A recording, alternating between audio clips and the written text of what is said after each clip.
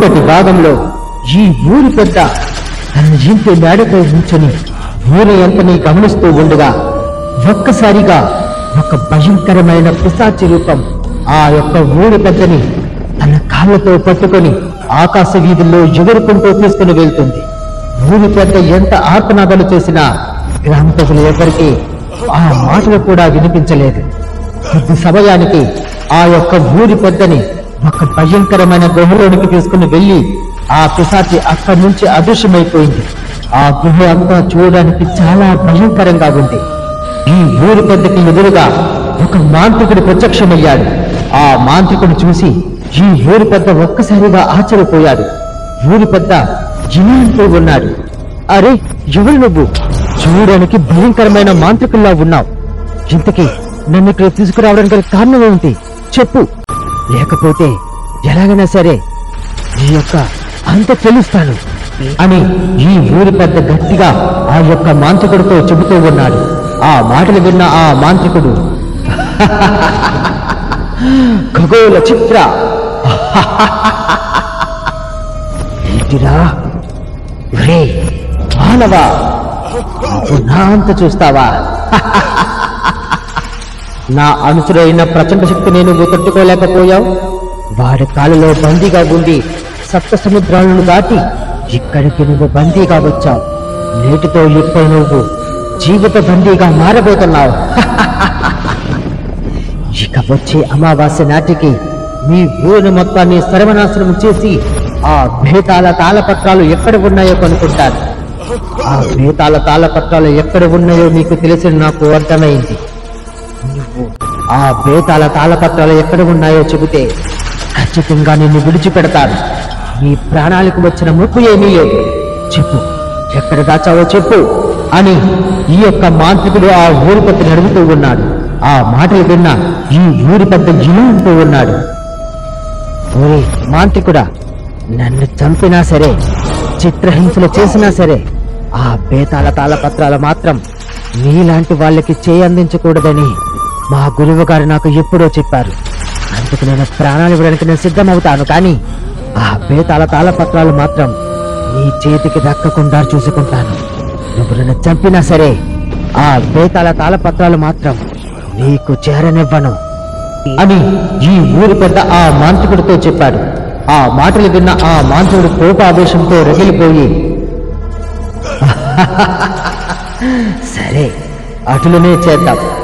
కాకపోతే నీకు అల్లారి ముద్దుగా పెంచుకుంటూ ఉన్న నీ కూతురు కూడా నీకు ఇష్టం లేదనుకుంటే అలాగే చేద్దువు గాని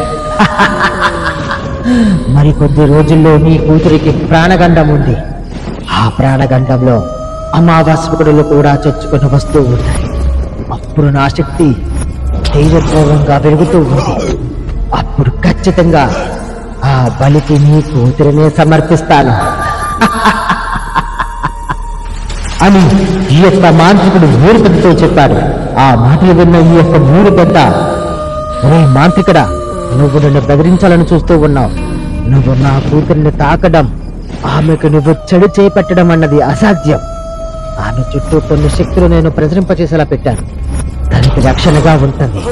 ఖచ్చితంగా నువ్వు మా కూతుర్ని తాకను కూడా తాకలేవు అని ఈ యొక్క ఊరి పెద్ద ఆ మాంత్రికుడితో చెప్పాడు. ఆ మాటలు విన్న ఆ మాంత్రికుడు, సరే అటులనే చూద్దాం. కన్న కూతురు చావు నీ కళ్ళ ఎదుటే జరుగుతున్నప్పుడు నీ యొక్క శక్తులు ఎక్కడి నుంచి వస్తాయో చూస్తాను. అచండ చండ ప్రచండ ఇంత ప్రేతాత శక్తి కలిగిన ఈ మాంత్రికుడి ముందు ఎటువంటి రక్షణ శక్తి అయినా సరే వెనుతిరిగి వెళ్ళవలసిందే. అశంభ్యం అని ఈ యొక్క మాంత్రికుడు మంత్రం చెప్పగా ఈ యొక్క ఊరి పెద్ద చుట్టూ ఒక ఇనుప కవచం ఏర్పడింది. అందులో ఈ యొక్క ఊరి పెద్ద బందీగా మారి ఉన్నాడు. కొద్ది సమయానికి ఆ మాంత్రికుడు అక్కడి నుంచి అదృశ్యమైపోయాడు. ఇదిలా ఉండగా ఈ ఊర్లో ప్రజలందరూ ఊరి పెద్ద ఇంటి వద్దకు వచ్చి ఊరి పెద్దని పిలుస్తూ ఉన్నారు. అయ్యా, ఊరి పెద్ద గారు, ఒక్కసారి రండి, నీతో మాట్లాడాలి. అయ్యా, ఊరి పెద్ద గారు అని ఈ గ్రామ ప్రజలందరూ పిలుస్తూ ఉన్న ఊరి పెద్ద మాత్రం బయటికి రావడం లేదు. ఊరి పెద్ద కూతురు బయటికి వచ్చి ఊరి ప్రజలతో ఇలా అంటూ ఉంది. అరే, మా నాన్నగారు నిన్నటి నుంచి కనిపించడం లేదు. చుట్టుపక్కల ఊర్లన్నీ వెతికాను, కానీ ఎక్కడా కనిపించలేదు. నాకు ఎందుకో కంగారుగా ఉంది. ఇంతకీ నాకు ఎవరికైనా తెలుసా అని ఊరి పెద్ద కూతురు ఊరి ప్రజల్ని అడగగా, ఊరి ప్రజలందరూ అయ్యి బాబోయ్, అదేంటమ్మా ఊరి పెద్దగారికి కనిపించకపోవడం ఏంటి? ఊళ్ళో సమస్యలు చెప్పుకోవడానికి చెప్పి ఊరి పెద్ద వద్దకు మేము వచ్చాం. అయితే ఇప్పుడు ఊరి పెద్దగారు కనిపించలేదన్నమాట. నాకు తెలిసి ఏ భయంకరమైన పిశాచో ప్రేతాత్మ చంపుకు తినేసి ఉంటుంది.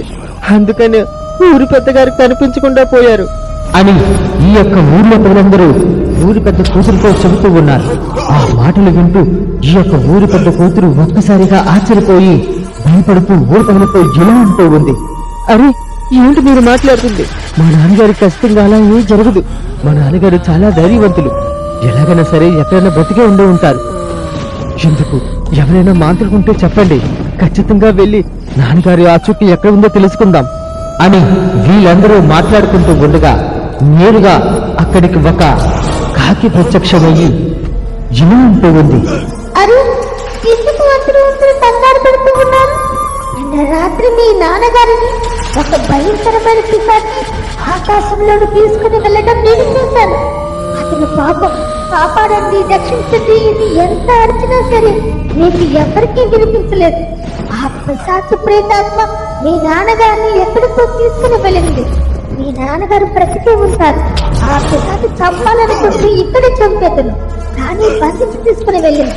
అందుకు ఏదో మర్మం ఉండే ఉంటుంది. ఇది తెలుసుకోవాలంటే నువ్వు నేరుగా మంత్రాలయం వద్దకు వెళ్ళాలి. పాప, త్వరగా వెళ్ళు. మంత్రాలయని కలిస్తే ఖచ్చితంగా మన ఊరితో పాటు నీ తండ్రిని కూడా కాపాడుతుంది. త్వరగా వెళ్ళు అని ఈ కాకి ఈ యొక్క ఊరి పెద్ద కూతురుతో చెబుతూ ఉంది. ఆ మాటలన్నీ వింటూ ఈ గ్రామ ప్రజలతో పాటు ఊరి పెద్ద కూతురు కూడా ఆశ్చర్యపోయింది. ఈ ఊర్లో కొంతమంది ఇలా అంటూ ఉన్నారు. అరే, నువ్వు చూస్తే కాకిలా ఉన్నావు. కాకి ఎక్కడైనా మాట్లాడుతుందా? నాకేమీ అర్థం కావట్లేదు. ఇంతకీ నువ్వు నిజం చెబుతున్నావా, లేకపోతే నువ్వు ఆ పిశాచి ప్రేతంలో ఒక రూపానివా?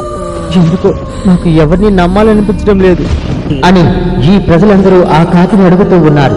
ఆ మాటలు విన్న ఆ కాకి, అరే నిజం, నేను ఆ ప్రేతాత్మ సంబంధించిన వాడిని కాదు. నేను నిజంగా మాట్లాడగల కాకినే. నాకు కొన్ని శక్తులు ఉన్నాయి. కాకపోతే ఇంతకాలం ఈ ఊరికి దూరంగా ఉన్నాను. ఇప్పుడు మీరు అందరూ కష్టాల్లో ఉన్నారు కదా, అందుకనే సహాయం చేయడానికి వచ్చాను. దయచేసి నా మాట నమ్మండి. నేను ఖచ్చితంగా చూశాను. ఆ భయంకరమైన పిశాచి మీ ఊరి పెద్దను బంధించి తీసుకుని వెళ్ళడం నేను చూశాను. త్వరగా వెళ్ళండి. ఆలస్యం చేస్తే ఊరి పెద్ద ప్రాణాలకే ప్రమాదం. మంత్రాల వద్ద చేరుకోండి. మంత్రాలవన్నీ సహాయం చూడండి. వెళ్ళండి, త్వరగా వెళ్ళండి అని ఆ కాకి ఊరి ప్రజలందరితో చెప్తూ ఉంది. ఆ మాటలు విన్న ఈ ఊరి పెద్ద కూతురు ఒక్కసారిగా ఆశ్చర్యపోయి ఊరి ప్రజలతో ఇలా అడుగుతూ ఉంది. అరే నిజమా? కాకి, నువ్వు చెప్పిన విధంగానే ఆ మంత్రాలను కలుస్తాను. ఖచ్చితంగా ఈ ఊరి ఉన్న సమస్యతో పాటు మా నాన్నగారిని కూడా ఎక్కడ ఉన్నాడో కనిపెట్టమని చెబుతాను.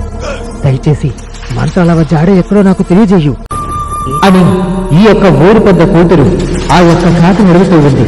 ఆ మాటలు విన్న ఈ ఊరి ప్రజల్లో కొంతమంది జిలా అంటూ ఉన్నారు.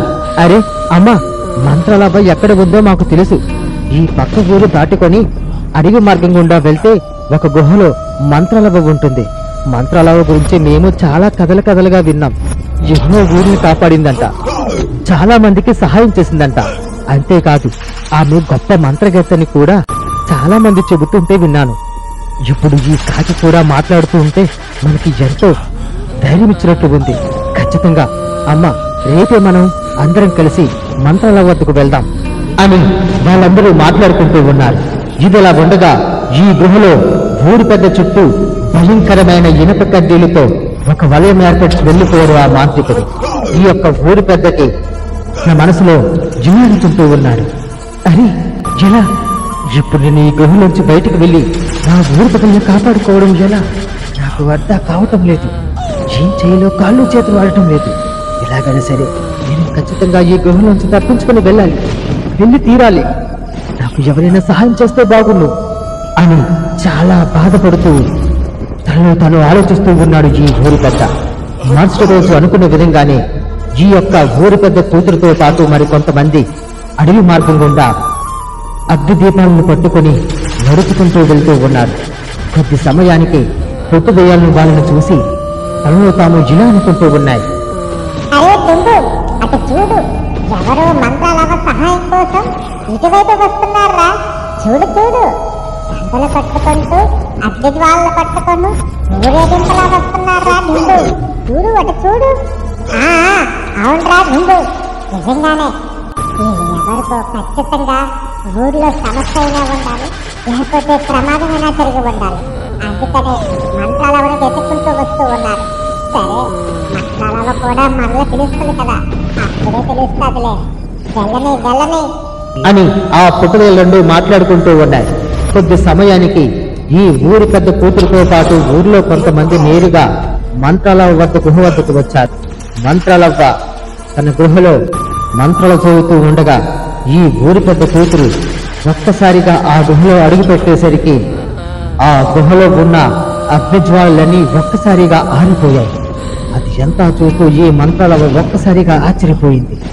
వెంటనే తన వైపు చూసి మంత్రాలవ్వ ఇలా అంటూ ఉంది. ఎవరమ్మా నువ్వు ఇప్పుడు చాలా పెద్ద ప్రమాదంలో ఉన్నావు. నీ పాదధూళి ఈ గుహలో పడిన వెంటనే అగ్ని జ్వాలలన్నీ ఒక్కసారిగా ఆరిపోయాయి.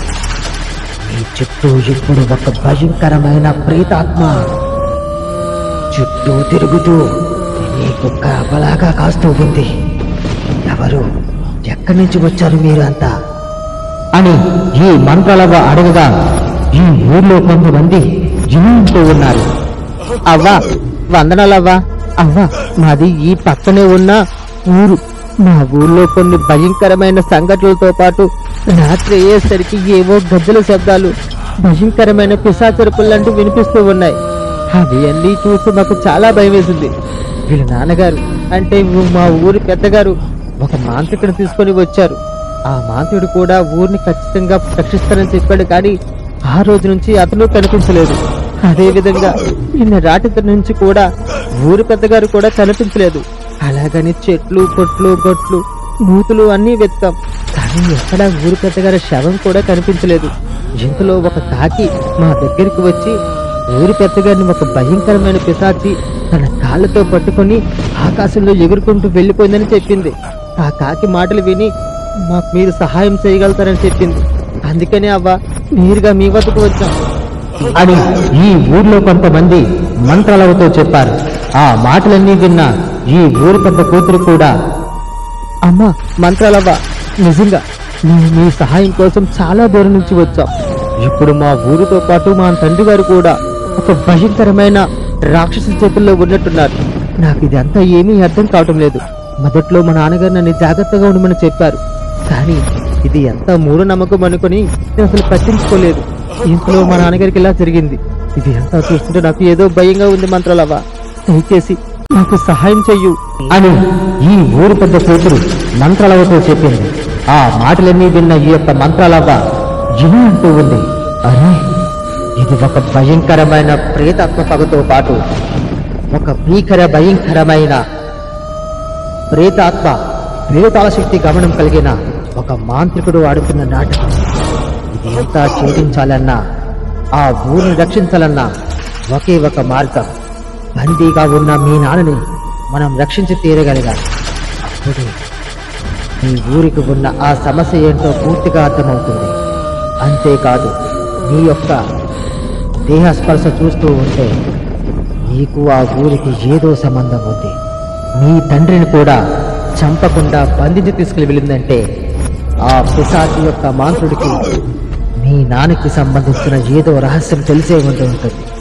ప్రేతాత్మలు ఇప్పుడు తన పగను సాధించుకోవాలనుకున్నా వెంటనే చంపుతాయి, కానీ ఇలా బంధించావు. కావున మీ నాన్నగారు క్షేమంగానే ఉండి ఉంటారు. నేను ఈ రోజు రాత్రికి ఖచ్చితంగా మీ ఊళ్ళోనికి ప్రవేశించి ఊళ్ళో తిరుగుతూ ఉన్న ఆ ప్రేతాత్మను కూడా బంధిస్తాను. తరువాత ఒక్కొక్కటిగా ఆ ఊరి రహస్యం మనం తెలుసుకోవచ్చు. ఊరి పొట్టుదయ్యాలారా, ఎక్కడ ఉన్నారు? వెంటనే నా ముందుకు ప్రత్యక్షం కండి అని ఈ మంత్రాలవ చెప్పగా పొట్టుదయ్యలు ఒక్కసారిగా మంత్రాలవ ముందుకు ప్రత్యక్షమయ్యాయి. మంత్రాలవకు వందనాలు. మాట ఏం కార్యం చెయ్యాలి? దీనిని మేము ఇందాకే చూసాం. అడవి మార్చుకుంటా నడుచుకుంటూ మీ గృహ వద్దకు రావడం మేము చూసాం. మాకు పని పడతాదని తెలుసు మాత. అందుకనే మేము మీ మాట కోసం ఎదురు చూస్తూ ఉన్నాం అని ఈ పొట్టుదయలు రెండు మంత్రాలతో చెబుతూ ఉన్నాయి. ఆ మాటలన్నీ విన్న ఈ యొక్క మంత్రాలవ్వ పొట్టుదయలతో ఇలా అంటూ ఉంది. ఒరే డుంగు జంగు, మనకి ఇప్పుడు ఒక భయంకరమైన ప్రేతత్వ పిశాచితో పాటు భీకర ఢంకర చండిక ప్రచండిక శక్తులు కలిగిన ఒక మాంత్రికుడిని మనం జయించి తీరాలి. అమాయకులైన ఈ ఊరి ప్రజలతో పాటు ప్రేతల రహస్యం తెలిసిన ఈ ఊరి ప్రజలను కూడా మనం కాపాడగలగాలి. నాకు తెలిసి ప్రేతాల తాళపత్రాలు వీళ్ళ నాన్నగారి దగ్గరే ఉండవుంటాయి. అందుకని వాటి కోసమే ఆ భయంకరమైన భీకర ప్రచండ మాంత్రికుడు వీళ్ళ తండ్రిని అపహరించుకు వెళ్ళాడు. పొట్టుదయ్యలారా, వీరు వీళ్ళతో పాటు ఊళ్ళోనికి వెళ్ళి ఆ మాట్లాడే కాకితో ఈ ఊరు యొక్క రహస్యం తెలిసేమో కనుక్కోండి. తద్వారా ఒక్కొక్క అడుగు మనం ముందుకు వేసుకుంటూ వెళ్తాం. ఆ ప్రేతాత్మ పిశాచిని రేపు రాత్రికి ఖచ్చితంగా నేను వచ్చి బంధించి తీర్చాను. ఆ ప్రేతాత్మ రహస్యం కూడా తెలుసుకొని దాని విముక్తి కలిగిస్తాను. వెళ్ళండి అని ఈ మంత్రాలవ్వ ఆ పొట్టుదయ్యలతో చెప్పింది. ఆ మాటలు విన్న పొట్టుదయ్యలు సరైన